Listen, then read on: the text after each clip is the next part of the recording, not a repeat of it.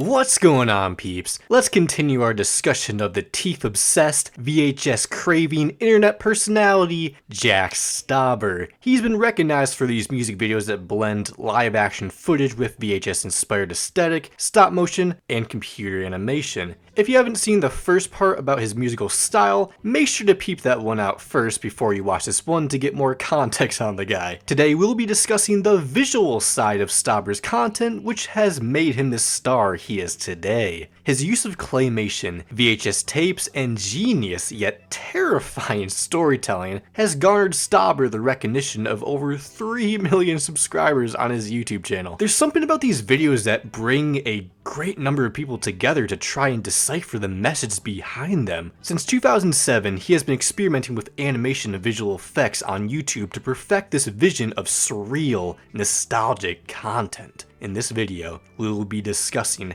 how he creates these videos and how far it has taken him. Let's get started. First of all, how the hell does he make this stuff? As discussed in the previous video, he was inspired by vintage items from the 80s and 90s, claymation animator Bruce Bickford, and art style of pop culture phenomenons like the Rugrats and Pink Floyd's The Wall. He extracted all the elements that had the biggest effect on him and incorporated them into his own unique style. Jack employs a great collection of media formats, including 2D digital Microsoft Paint animation, 3D CGI animation produced in Blender, sequence frames in Adobe Premiere Pro, claymation, and live action, and finalizes the video with a VHS tape effect. The majority of his videos are recorded onto authentic VHS tapes before being digitized for online upload. Jack often employs a trailing effect to create background patterns, highlight text, and distort characters' facial features. Over time, this text style has become a distinctive part of Jack's content. There's always something so creepy about the way he animates even when there is nothing to be scared about. The man also loves teeth for some reason. They will be referenced in his videos and music a lot. These teeth are usually artificial, craft from resin. His own fans even send Jack their teeth as fan mail. We're getting into cult territory, y'all. I'm genuinely curious how many teeth this man got sent. I guess if you're 12 years old and can still lose your baby teeth, don't put it under your pillow for the tooth fairy, give it to Jack instead.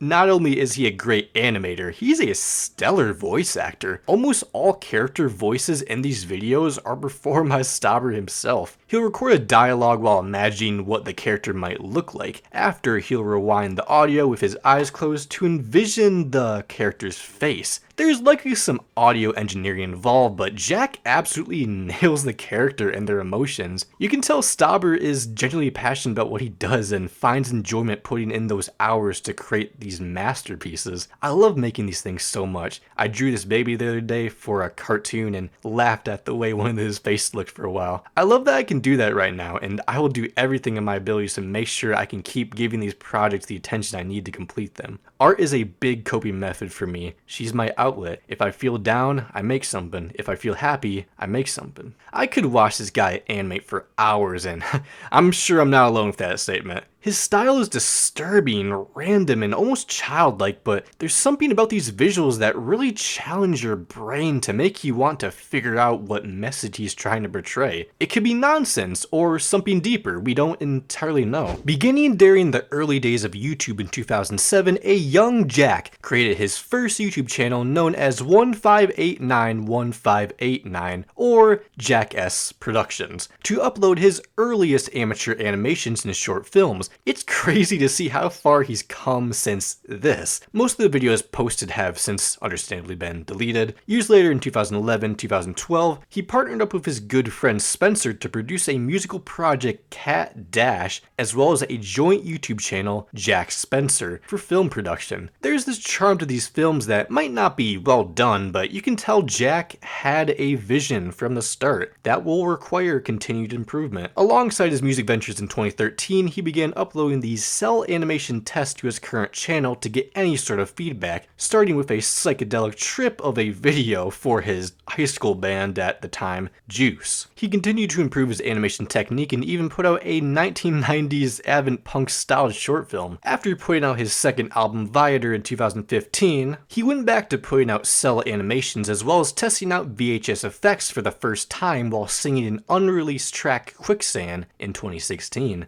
I feel like June 16, 2016 is where his content begins to achieve its cryptic edge with the upload of Pavlov that sounds like Jack grabbed the worst mic possible and screamed into it for 45 seconds. For the next few years, he puts out a scattered assortment of videos with an uneven upload schedule. These would eventually become known as Micropops, that are brief, catchy tunes that contain quirky animations to help tell a story, all crafted by him. The use of that vintage VCR effect makes this experience nostalgic. I will discuss plenty of them later on. This was done as another hobby of his to support his music career, even creating teasers for his upcoming albums. This all pays off starting March 2018, where his YouTube channel swiftly rose to fame. This is after his channel was widely shared through social media outlets, including the subreddit YouTube Haku, and the mysterious YouTube algorithm recommending stuff. This led to his videos Inchman and Peppermint spreading through Twitter simultaneously. The success of his animations only encouraged Jack to make even more, leading to the man putting out new videos at a monthly pace. He even opened a Patreon not too long after to help support himself financially. His Patreon includes a bundle of unreleased videos for only a few eyes to see. These posts are known for their peculiar and cryptic titles, but despite their oddness, they maintain the same high quality of his public content. They're consistently posted at the end of each month, even nowadays. This rapid success propelled him to 10,000 subscribers on March 14th and 100,000 subscribers on April 27th. By the end of 2018, he had 300,000 new subscribers. He even had the opportunity to share his creations on Cartoon Network's Adult Swim in the summer. The growth only tripled in 2019 thanks to Baby Hotline, Rain, and the continued success of all his other videos he had put out beforehand that new fans were digging into from start to finish. Jack seemed to successfully bring a bunch of weirdos together to decipher the messages behind his videos. It would only get bigger in March 2019, where he premiered Shop, a pop opera on Adult Swim, which is a surreal musical comedy series incorporating the same claymation and VHS filters he was known for, airing over 6 episodes weekly. It focuses on a typical trip to the supermarket, showcasing songs inspired by everyday grocery items such as milk, bread, paper, towels, oatmeal, coffee, and cheese. Each song delves into profound introspection. Imagine waking up at 3 a.m. George Lopez show style with Cartoon Network on to this madness. So let's talk about it. Major spoiler warning, by the way. Shop serves as the theme song for the miniseries. Melk sees a man who we might as well call Jeff after that mysterious ghost lady confused what he was trying to say. Jeff starts his shopping journey in search of milk, and after approaching the dairy section, he picks up a carton of milk only to find it is expired. He realizes this and puts it back before wondering what the word expired means and what kind of life this expired milk must have lived before it was completely useless. He questioned what this milk's abilities and traits were. It gives off this message that every person has an expiration date, so it's important to take advantage of life while you have it. Thankfully, he finds milk that hasn't expired. This isn't going to be the only time he thinks about a specific word harshly. When he's searching for bread, he spots an unfamiliar type of bread called artisanal multi-grain 12-nut vitamin bread. An older wealthy man grabs one and explains that it isn't for him but his dog, and that he gets his bread at a more expensive place. Jeff finds this to be interesting and reflects on the meaning of this word artisanal. He talks about how he'd be fine living as a more ordinary or modest man. It seems to be about being comfortable with yourself and not feeling the need to impress these rich, artisanal folks.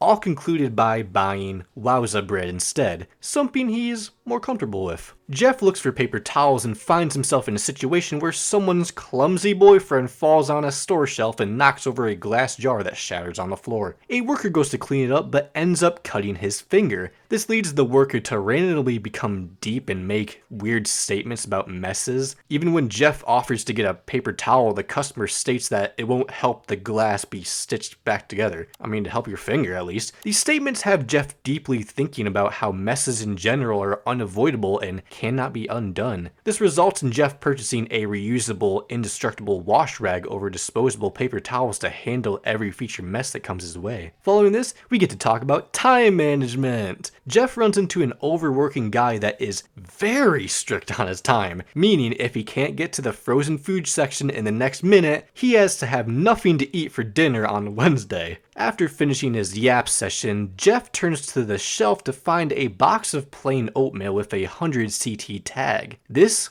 dumbass believes this box will give him 100 bowls of oatmeal that will allow him to have oatmeal for breakfast, lunch, and dinner for several weeks. Not only is the oatmeal cheap, he won't have to worry about time managing a week's worth of meals. It's about approaching things differently and embracing impulsiveness and chaos. He quickly realizes how stupid this plan is and grabs a different oatmeal box. Jeff meets a crazy coffee addict on the way that makes me not want to have coffee, something that I don't even drink in the first place. I'm built different. That's the message here, questioning if you really need something and avoiding the sort of addiction that lady clearly struggles with, given the fact that it's by far the most popular song on the soundtrack with over 100 million streams. Millions of people needed to hear this. Jeff picks up decaf coffee instead. Finally, Jeff needs to get some cheese. Unfortunately, there is too much cheese to choose from and it becomes overwhelming for him. This is me deciding what snacks to get at a grocery store. He goes through the 5 alleys of grief, denial, anger, bargaining, depression, and acceptance. The protagonist randomly selects a piece of cheese with his eyes closed and is disappointed to find he chose dairy-free maple coconut water cheese, thinking he could have picked better. He then realizes something important, remembering the milk situation about making choices confidently. It seems to recap all the messages of the episodes based on anxiety, ending in this lesson. Don't be afraid to make tough decisions, especially in this case where it really isn't that much of a big deal, it's just cheese. This feels like a video your middle school teacher would randomly play during class to teach you some sort of lesson. Alongside a nostalgic animation style and groovy synth-pop tunes,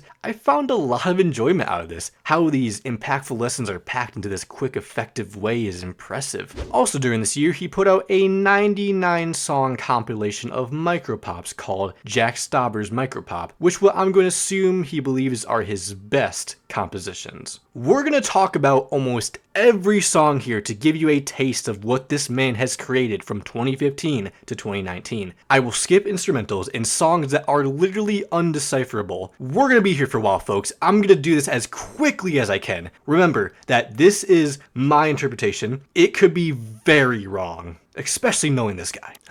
Order is an upbeat start that comes from the experience of crashing a car. Maybe this is where the Micropop story begins, or there is no story and I'm just talking on my ass. 499 could come after the car crash where Jack calls 911 to report the accident but somehow runs into a paywall. Imagine having to pay for someone to save your life. If we become that far gone, society is screwed. Junkbat seems to be about deception and confusion, with this Junkbat being some sort of distraction from what you should be doing with your time. Dope solo on the outro. Dower Girl sounds like someone switching between radio stations. Maybe it's Jack switching between stations waiting for an ambulance. I Heard Ya seems to be a conversation between a worried father and a rebellious daughter. She clearly doesn't care about her father's advice and just wants to do things her way. Get a Hold of Yourself is about restraining yourself from jealousy and controlling your anger. Pulverizer appears to be an argument between a toxic couple where one partner is rather pulverizing in attitude which can switch in intensity anytime. What's the point of love if it could just lead to fighting out of nowhere? Seems bipolar. Benchmark finds Jack to be restless, worrying about the complications of life, feeling like he has to set up all these benchmarks for himself to feel good. Choice is obviously about the discussion of making good choices and how it can affect our future. Crocodile Tears would obviously be about a manipulative partner showing fake emotion to manipulate her significant other into feeling bad. Just Take My Wallet has to be directed towards a robbery attempt gone wrong where the victim gets murdered for their wallet. I can imagine the victim's friend being face to face with the murderer in court telling him about his devastated mother and taking a great person from this world. I wish this had a video. Not to show the murder, but you know, everything else. Seltzler seems to be about having a lack of direction. Easy Eyes tackles that daily struggle where they try to avoid bad memories and focus on the good ones. They hope that someday they'll find the will to live more easily. A bass message and catchy melody. Tragic Bean could be about basing your real life on the storyline of one of your favorite shows to avoid the current reality that you don't enjoy. Imagine if I became a drug lord like Walter White instead of being a wannabe Patrick CC. Pup talks about how 3 words can change their brain's perspective negatively or positively. If I just said, "You are stupid," you probably think, "Man, am I stupid?" If I said, "I love you," you think, "Man, I'm loved?" Spring cleaning is a toxic relationship where one feels like they have to do anything the other wants and refuse to listen to anything else otherwise. This behavior appears to continue until the next spring cleaning day. I got a better solution for you, man. Break up with her! Echo has a video, and I still don't understand it. Maybe it's him putting on a theater performance in an echoing auditorium. This one needs an extension. Darren is a bad boy who does something wrong and fears he'll get caught from all the crumbs he's left behind. He decides to ignore his troubles to solve the issue. Yeah, good luck with that, Darren. Sod follows a burnt out, tired man, turning his life into a mess with his self-conscious putting him down. Whisper is a creepy, unsettling piece, almost out of a nightmare where this person has these different voices whispering to him complicated messages. It's a chilling feeling that I can't describe, but I feel something from it. It might just be Depression, the song. Wise is that embracement of a carefree mindset. Don't listen to those wise people. Doctor follows a depressed girl who believes she's sick, but she's actually just alone. Damn, I've been sick my whole life. Growing Baby is a eerie song about taking care of a baby properly. Not sure why it had to sound so cult-like. The Motions of Fun is about attempting to be happy and failing despite doing everything you would need to be happy correctly. It'll take more time, I guess. Thrower is this dude's struggle to introduce himself, stumbling over his words before spitting bars about being a movie star with expensive cars and showing his parents he can make it far. Lyrical spiritual miracle. Okay, I'll stop. Good for you, kid. It's a Benny Worm. What up, brother? I Hope You Miss Me in Heaven is about the hope that a loved one remembers him while he's in heaven. Love Cookie almost sounds like an old man rambling to his wife about his problems. I hate to break it to you, Pops, but your hair is gone forever. Everything Bagel compares their lover to an everything bagel that usually has a lot of toppings on it, meaning this girl has everything he needs. Now I want a bagel. The Ground Is Not So Far speaks about asking someone to give love a chance. It's not as big as a risk as one may think.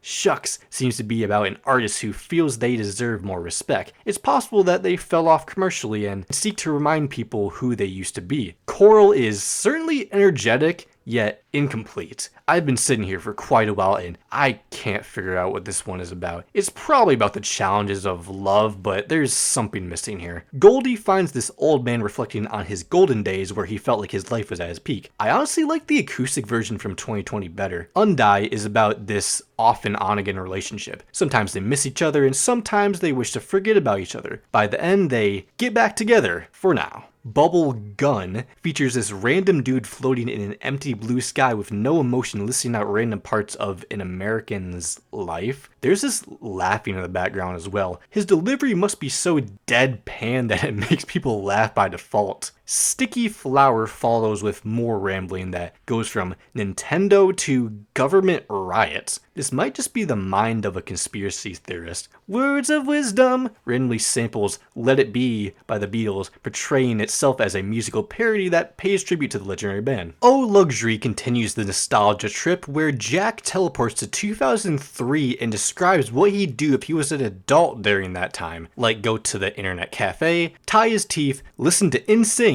and get a haircut. I think that Jack completely lost his mind towards the end. Why does he go in such detail about how much hair has grown? Penny decides to tell Jack that everyone is gonna die, which makes him obviously sad. Jack decides to snitch and tell her dad. His dad then takes him to the city and tells him to grow up. Wait, is that an MCR reference? And don't snitch. Richard seems to be about this married couple struggling to stay together as a couple. The only thing that brings them together nowadays is their child. If that word Richard tells us anything, this is just an earthquake waiting to happen. Broken record is Jack complaining about his partner asking for the same things over and over again like she's a broken record. Sleep talk is certainly a unique situation where this person calls Jack on the phone in their sleep to talk about undisclosed business. Once Jack runs into this person on the streets, he sparks a conversation making sure they're fine. The person doesn't even recognize Jack. It's quite funny once you recognize when the perspectives change on the track. Dumpster Girl literally might just be about carrying a dead body into a dumpster. Dial tone appears to represent this failure of communication with his lover. Elder could be about reaching out to a wiser person for advice. Wait, I thought you were against that on like a previous track, and moving through difficult circumstances. Tall, long, blonde cowboy party could be about someone's 21st birthday celebration where he's trying to remember everything that happened last night. Once I'm in my head appears to be about anxiety, where once these doubts creep into his head, he feels completely vulnerable. Lima Bean Man is likely how someone deals with the death of a loved one that passed not too long ago. Lima Bean Man falls into this cycle of denial, hoping his wife isn't actually dead. Each time he makes this statement, the more distressed he becomes. It's actually kind of hard to listen to. Love & Co. states how Jack enjoys people's company. I think this might be a form of sarcasm from the perspective of an introvert. Behead It All seems to be about cutting harmful things out of your life. No More is legitimately hard to decipher lyrically. From what I picked up, it's this simple ask to not touch someone in a weird, uncomfortable way. Jamie follows one's insecurity, looking into the mirror to see their reflection and not liking what they see. Jack calls the reflection Jamie, maybe as a way to say, oh, that's not me in the mirror, that's Jamie. Now that's depressing. Baby Got No Heart describes a mother going for a miscarriage.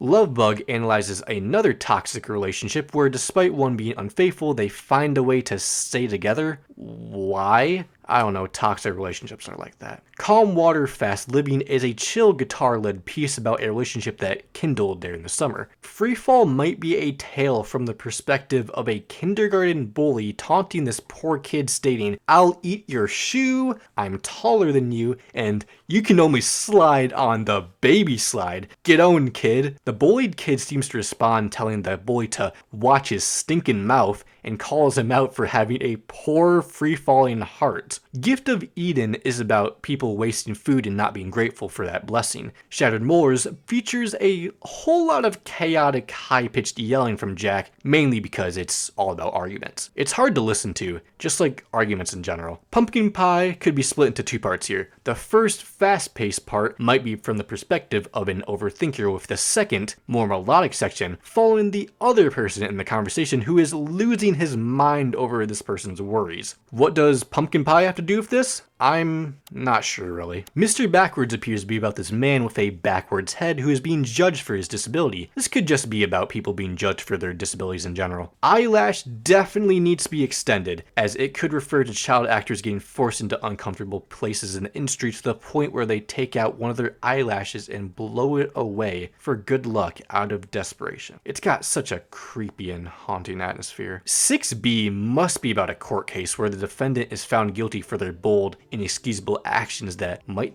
get him executed. I almost wish I knew what this man did, or maybe I shouldn't. Don't Say That One Word I Think Is Funny is likely about loneliness, where the word love must be funny to him as he has never had anything like it. There's this crying in the club vibe to this. Eating on the go gives me this feeling of someone who is pushing themselves to overeat. As a skinny person, I do pressure myself to eat a certain amount of meals a day to make sure I match the weight I want to be. Okay, let's not get too deep here, as this could just be nonsense from Jack. A Stranger feels like a cry for help where this man's life is falling out of control and he's pushing people out of his life. I love how emotional everything sounds and looks here. At the Store appears to be about a man getting over a breakup where his friend has to state that his ex already has a new love in store. If his ex's love for him comes down to material things, that relationship was never going to last anyway. Angel speaks about someone who believes they are perfect but are really not. He could be talking about himself or someone else with a big ego. What Did You Do follows a man who is being a little suspicious and ends up being questioned. Instead of being honest, he acts stupid, pretending not to know anything.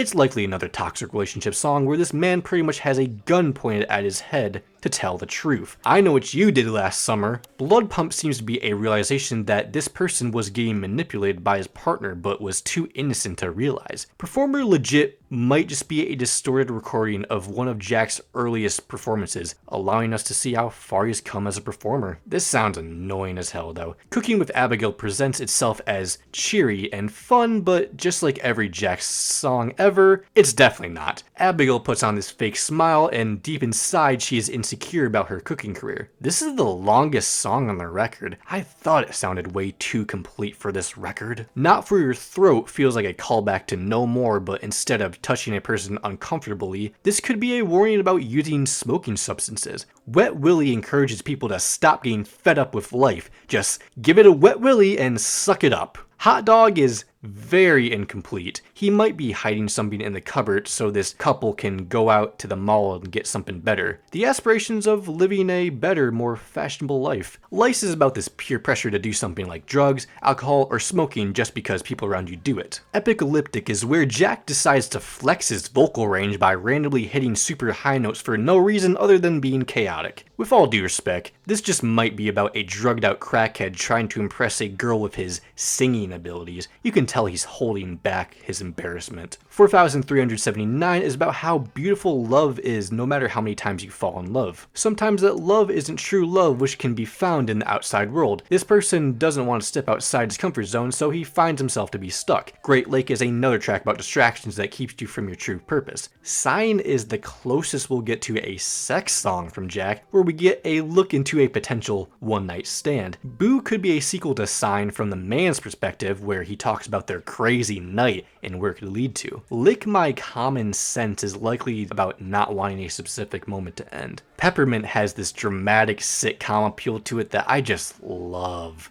I can see why it's one of his most popular creations. It's like the woman asks for something and the male delivers, but the woman doesn't like the result. The male then asks what he could have done instead, with the woman not knowing. Woman, am I right? Either way, this man is sleeping on the couch tonight because she is mad. Teacup might be this guy falling in love with a girl with a broken smile, asking her to stay a while and she will be loved. That's the best way I can describe this. Bumblebees Are Out has to be about child abuse, especially in that video, using bee stings as a metaphor for a parent hurting their child. He accidentally breaks a vase and gets kicked out before being punished even more outside. I'm sorry, the father looks like an alcoholic, so that doesn't help matters. It has a happy, innocent tone, but man is it dark. Pearls is connected with that Dollar Girl song from way before that is potentially about a woman spending a night with a rich man before killing him and stealing his goods, such as his pearls. Pole is another story about an overthinker trying to keep his love life afloat. And finally, Is Anyone There is the final track that has you questioning if anyone is really there for you at your darkest moments. You're gonna have times where you'll be alone, and it's good to have people around you that truly care. Fast forward to 2020, he surpassed 1 million subscribers on YouTube and clinched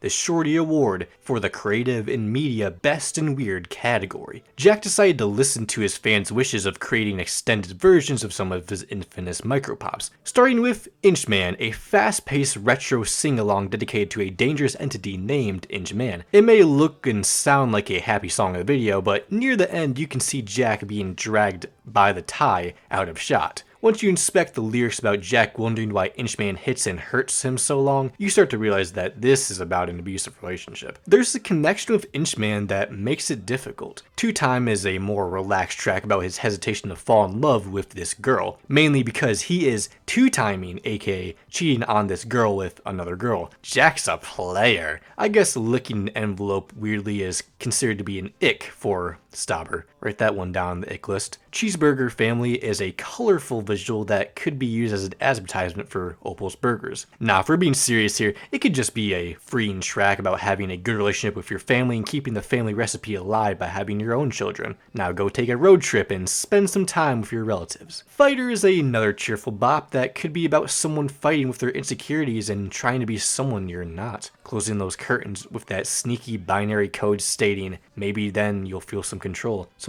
over yourself that can help you win that fight with yourself. himself. Given the fact that Jack can't even win a fight with Inchman, I doubt he'll win this battle. The Ballad of Ham Antha is a dark one that gives me a feeling of disgust. I believe this is about a new girl, Hamantha, who was bullied for being different, having some sort of ham-headed disability. Despite this setback, she wanted to become a star, but her insecurities were catching up to her. She was being called this nickname all the time, with her real name possibly being Samantha, but due to her disability, this is the name she's referred to. Her clear difference to everybody else was impossible to ignore, and she became a target that people wanted to take more shots at. Her father struggled to help his helpless daughter, leading to him cursing to God and firing a round in the sky. Her dreams were crushed, but there was still hope. The doctor found some sort of cure for her disability. As she rushed home with that good news, one of the bullets shot by her father fell from the sky and struck her. From there, she lay lifeless before being taken to the hospital where she was pronounced dead. But for some reason, the doctor accidentally turns into a cannibal and cooks her ham head for lunch. My jaw just kept dropping as I listened to this. At least Hamantha achieved her goal of becoming a star in the sky. After hearing that last track, this puts Today into a weird spot. It could be about the father reflecting on his time in a jail cell after being sentenced to 114 days in prison for accidental murder, each teardrop for each day. The days appear to bleed into each other as they all feel the same, or maybe it's just a calm ballad about how boring life can be. Al Dente appears to be a pasta pun song that's also the first video of his to feature claymation. Some bizarre lyricism here that might point towards conflicting and confusing feelings in one's relationship. It could be the father trying to keep some sort of relationship with his deceased daughter. I get the feeling it isn't working out. Baby Hotline is the most popular song from this project that might have a deeper meaning than this catchy upbeat 80s disco groove implies. It's possible that this baby hotline is a metaphor for a suicide hotline that this woman appears to be calling. It implies that this woman keeps getting put on hold, which is incredibly harmful in this situation. There are quite a few perspective changes in the lyrics where this troubled woman feels like a burden, waiting for an answer while the person on the hotline struggles to multitask getting an answer to this troubled woman. The person on the hotline fears that this woman will die soon and doesn't know how to handle such a situation on the chorus. Whatever this all means, it's a horrifying scenario that I wouldn't wish anyone to be part of. T. Ayers follows Jack as he lands a hot date that he has to bring back by 9. Great parenting there. Anyway, this relationship is going well where they won't be drinking milk on Mondays, but it becomes a bit overwhelming. The love begins to dwindle. One partner wants to take things slower and finds themselves unable to replicate that love they had at the beginning of their relationship. Eventually they break up and go back to their old habits of drinking milk on Mondays. I think the milk could be a symbol for alcohol, but I might be wrong. The play centers around T-Fin, disturbing visuals. The way that face crumbles is nightmarish. It could be the face of his ex-girlfriend, as this song is clearly about him getting over the fact he isn't with her anymore and tries to deploy this fantasy claymation girlfriend to make him feel better. That's not creepy at all, dude. Those eggs are dippy caught me off guard immediately seeing the nearly naked body of Jack being dissected in the first few minutes. I get the feeling this is about someone dying in a car crash. The non-dippy eyes could be someone's eyes exploding after the accident. That only makes that short clip even more disturbing. Out the Ox, or Out the Box, randomly made me laugh during the friend being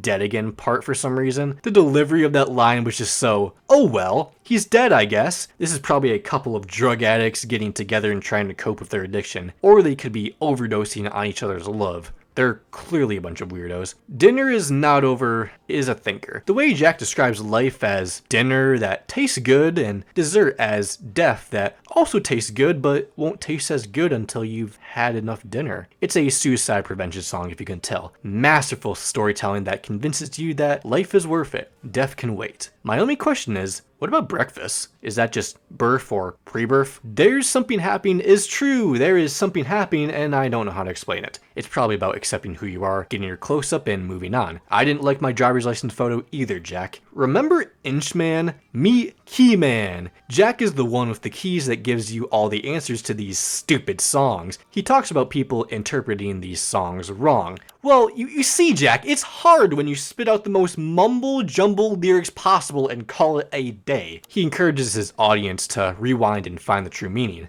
The funniest comment I saw for this was, I wonder if Jack is 240p in real life. That's like when people thought that the world used to be black and white before you could print with color. Cupid is the last extended track I'll talk about here that gets quite violent out of nowhere. When I ask Cupid to shoot an arrow at me to make me fall in love, I don't mean shoot me in the face. I'll have to censor that. This track explores a superficial and meaningless attraction one might feel towards someone, despite knowing it's vapid and aimless. Jack seeks to end this unhealthy infatuation by pleading for closure and cursing Cupid, ultimately leading to a tragic conclusion marked by a gunshot. It's like the dark version of that 50/50 song from a year ago. Months later during the Halloween season, his surreal, musical, psychological horror film Jack Stauber's Opal premiered on Adult Swim's platform and YouTube channel in October 2020, featuring a blend of stop motion, 3D animation, and live action segments almost remind me of Safe Socks. This is a film with frighteningly genius storytelling along with beyond cryptic visuals with nostalgic elements that can make your skin crawl. Once again, spoiler warning. The main character is this clearly anxious, worried girl, Opal. From the start, I could tell something was wrong. Opal is surrounded by her mother, her father, and grandfather. This family seemed too perfect. They seemed to assure Opal that her troubles are far away. What troubles? They were so joyful and happy that it almost made me uncomfortable. I could tell Opal felt the same way deep down as she stared at that dark house across the street through the window during her little "woo, I got a burger" dance for her assumed family. They quickly take her attention away from the house by shutting the blinds and telling her to go to bed. However, Opal's curiosity got the best of her, sneaking out of bed to check out the mysterious house. The attic window she was staring at opens up with a white, ghostly aura, convincing Opal even more to sneak out. She enters the yard, but is confronted by a bright light that teleports Opal into the living room, where a mysterious old man is napping in a lazy boy. An anxious Opal attempts to avoid startling the grandfather and accidentally steps on a plastic bag that gets the grandfather's attention. He asked if his granddaughter Claire made the noise and asked for some cigarettes. Opal looks for his cigarettes while the grandfather yaps about people on the television. This leads to him randomly bursting into song singing about his breathing problems in comparison to those people on TV. The grandfather sniffs Opal and claims she smells weird and not like his granddaughter would. This causes Opal to panic and drop the cigarettes before darting for the staircase. Grandfather tries to pick them up, but his weight causes the chair to fall on top of him. He screams in agony as Opal escapes the scene. Opal meets a door with a mysterious ghostly aura that piques her curiosity once again. She opens to find a younger man that is absolutely obsessed with how he looks based on his large collection of mirrors. The man then bursts into song about his beauty process. Opal turns around to see the grandfather crawling on the floor attempting to catch her. Opal runs away, catching the younger guy off guard, leading to him breaking one of his mirrors. Opal rushes into another door before being caught by the mother, who once again refers to her as Claire. She begins by forgiving Opal, and everyone she knows describing each night as a virtuous cycle. Then she rambles about her feelings of deep distress and how everything has deteriorated. She then tells Opal that they aren't truly living, just surviving, before, just like the others, bursting in the song about her emotional dependency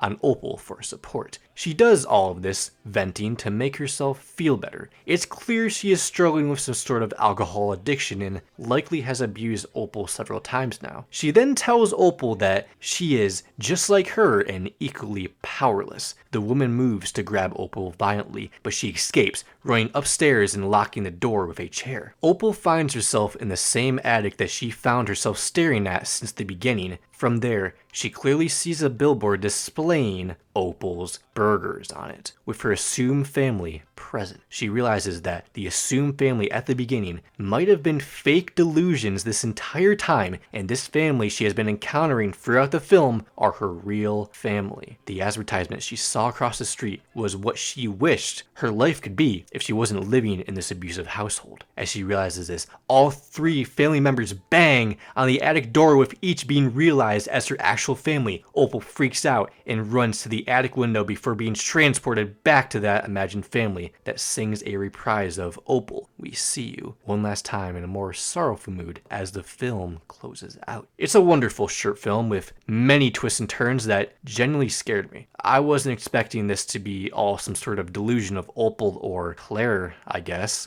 Her delusion of being Opal and having this perfect family through a damn fast food advertisement is her way of coping with her abusive, neglectful, horrifying household in real life. She hates the reality of her situation and wishes to escape to a different place. It's almost like that burger at the beginning is her only way of happiness, as maybe she's never had something like that before. She might find herself to be starved for long periods. She doesn't feel loved or wanted, just someone forced to suffer as her family slowly ruins themselves. She feels the need to run away from her problems. This is sadly an experience some children face every day. Not everyone grows up with a family that cares about them, leading to them imagining what a perfect family is. This is the trauma these children go through on a daily basis. A sort of trauma that I've luckily never been through, so I found it horrifying to see on film. The way it's animated in claymation makes it even more terrifying to witness. Jack Stauber truly crafted an excellent representation of the horrors of a neglected child in an abusive household.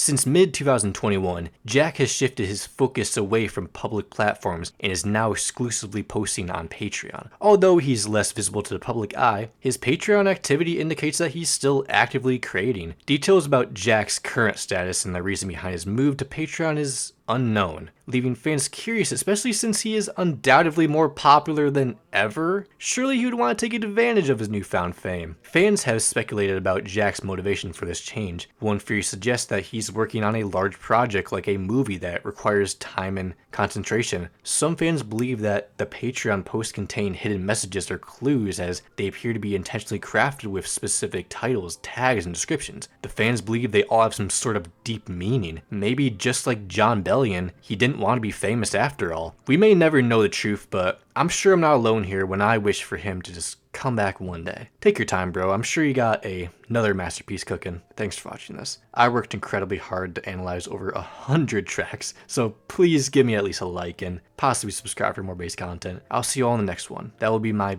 biggest video yet. Be prepared. I apologize if I don't upload next week. This video is important to me, and I want to get it right. Make sure to love all, and peace. Thank you.